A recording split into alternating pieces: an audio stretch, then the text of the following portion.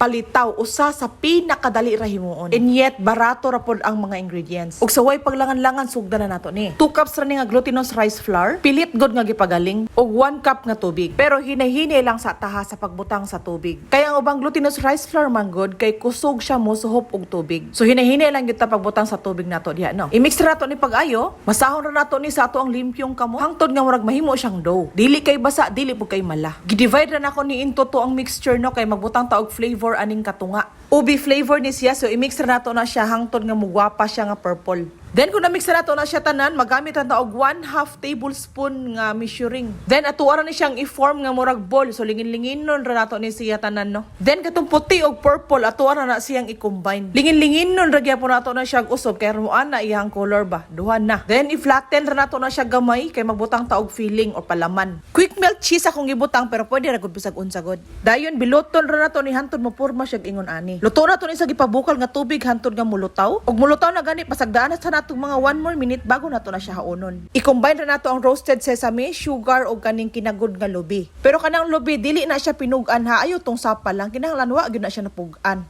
Then mao na siya ang ato ang coating sa ato ang naluto na nga mga palitaw. Og ingon ana ra kasayon. Perfect pud jud kaayo ang cheese nga ato ang gipalaman. Lami lagi sulay ra gud. Sa inyong tanan daghang kaayong salamat sa pagtanaw og follow for more.